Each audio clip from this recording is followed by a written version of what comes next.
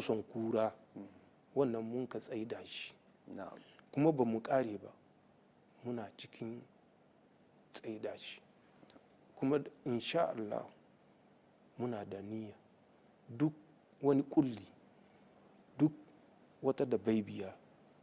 da shekaru ba a walwale su ba mutane ko ba su samu ƙarfin gwiwa na walwale shi koko ba su yi tunanin walwale shi ba mu da tanyon Allah za mu walwale su arzikin ƙasanmu ya zanna ƙasanmu hatta da ruwa ka san wani lokaci wani jikada hitowa ya yi ya ce kuna cewa inci wani inci gare ku ruwa ma muke ba ku ruwa to wannan da rai da Allah karewa zai yi muna gayi aiki muna gayi yan ƙasa na gayi sai dai abu kasan an ka ce kibiya ga jikin wani kwari in ga jikin wani ne take ba ka jin ciwon ta sai ka dibi cikin kwari take amma kai da take ga jikinka ka san ba cikin kwari take ba cikin jikinka take to shine abubuwan nan maganganu da kake ji amma indan aiki yan ƙasa sun san ana ga aiki ina nasarun da an kai shekara da shekaru ana ca su bar ƙasa da sun kace ba su tahiya sun tahi ko ba su tahi yan kalilan ne sun kai sarwa su ma tahiya za su ina jika da ƙasan da ya ce bai zuwa tun da mun ka samu incin kanmu wani lokaci an ka koyi jika da su ba a taɓa korar shi ba sai wannan karo shi ma ai wani abin a zo a gani ne da ɗan ƙasa duk ya kamata ya yi alfa'ari da shi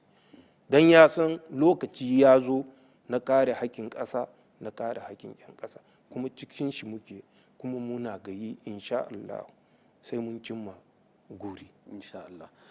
Daga cikin abubuwan da suka shahi tsare-tsaren tahiyar da wannan milki na wato juyin mulki da kuka yi akwai maganar da kuka furta kwanan baya ta cewa za a yi wani zaman taro na ƙasa na musamman saboda a tsaye da ruwan miya akan komi a tahiyar ta zo yadda ake bukata ina aka kwana game da zancen shi wannan taron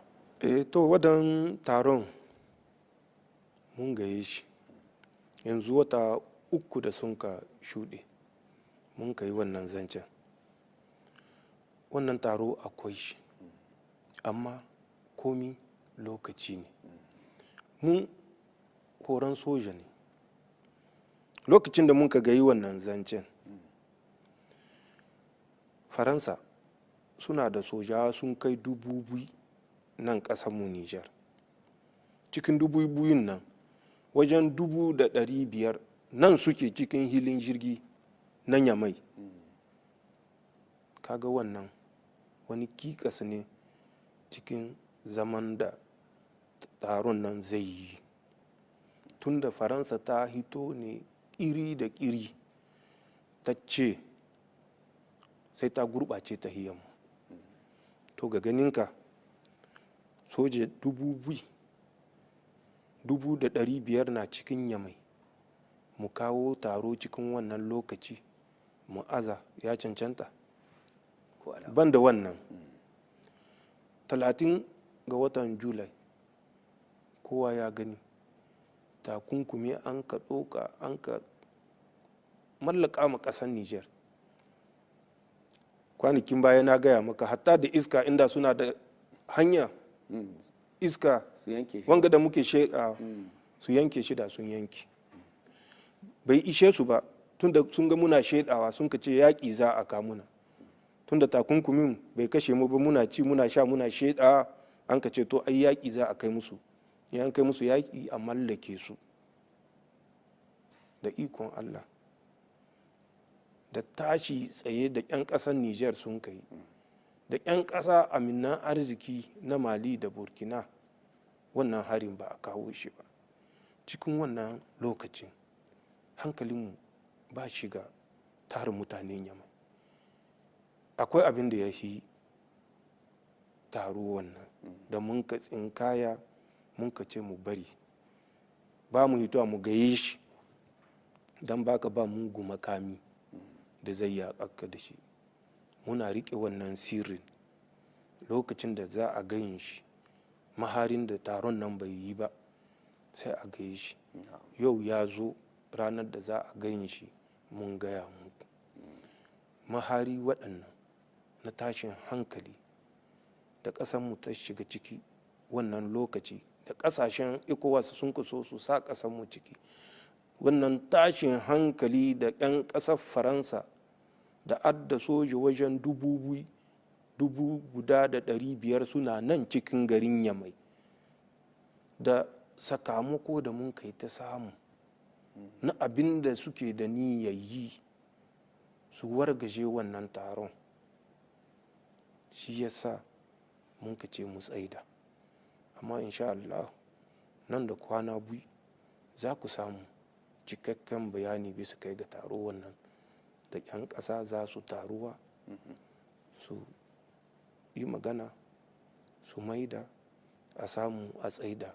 tahiyar mulkinmu insha Allah. To Allah ya gwada muna. Amin. A ci gaba da irin tambayoyi da kuma rahotanni da labarai da muke zan samu. Damanar bana dai ta kada manoma sosai a wurare daban-daban kuma an buga rahotanni kan haka. Wani irin tsari yanzu kuka yi a gwamnatance wanda za a iya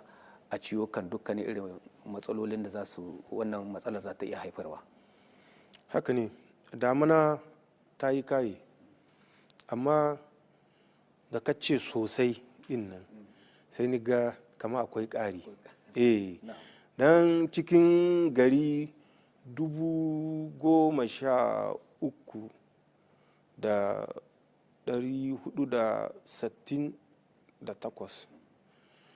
gari 5,343 su sun ka samu karamcin abinci, kenan kashi 38 zuwa kashi 39 bisa kai ga 100.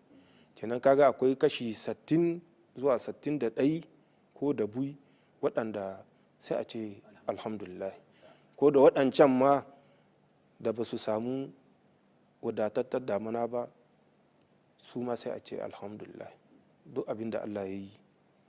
godiya akai. To banda wannan akwai mun san da kama ton 800 ina ji da 40 ya kamata a samu na cimaka a kawo a aje cikin ƙasa. Banda wannan akwai ta wajen dabbobi, tunda shi ma an yi rishin cawa, isassar cawa, don 'yan lissahi sun ba mu rahoton kamar ton na abincin bisashe cawa wajen miliyan 20 bai babu, an kai rishi kashi 53 cikin 100 an ka samu karamcin abincin dabbobi. Kenan matsala ce wajen al'ummar ƙasa, ko kashi 10 ne an ka samu masu karamcin abinci ana ce alhamdulillah, amma shi ma abu ne da ya kamata a samu matakai, bale ya kai har kashi 38 zuwa 39, tunda mun sa mutane sun zagaya, ko da ba a yi da mutane sun ka saba gani ba, ministrori su watsu, mun ka ce cikin rishi muke, cikin karamcin arziki muke. Gwamnoni na jiha, in ministrori ma sun tahi da gwamnoni na jiha ne suke yankin jihar su dibo abinda an ka samu damana mi tabbada. Mun samu wannan rahoto, mun ka ce to ga matakan da ya kamata mu ɗauka. Na farko, mu buɗe hanyoyin da duk za su sa mu samu abinci ya shigo ƙasar Nijar da wadata, tunda akwai 'yan kasuwa masu sayowa suna kawowa. Banda waɗannan hanyoyi sun kai hanya 4 burtulin da ake iya shigowa da abinci, duk da an samu na takunkumi. Akwai burtuli wajen 4 da mun ka tattamna da abokai da aminci, mun ka samu izini daga ƙasashensu a kamuna abinci, hatta da ƙasashen da ba su bari abinci ya hita, amma da mun ka rubuta musu, mun ka tura saƙo, mutane ma sun ka tahi tafaga ta tahi, an ka tattamna, sun hiddo takarda sun ce abinci inda Nijar ne za a kai wa shi a bar shi ya tahi. Kaga wannan mataki ne da mun ka ɗoka. Akwai kasahin kuɗi da an ka hidda da OPVN, rumbun ƙasa, rumbun tsimi na ƙasa, za a bashi ya yi sayayya ya aji don ranar gobe a taimaka ma jama'a. Akwai sabin ƙasashe aminan arziki da mun ka kulla alaƙa da su don a samu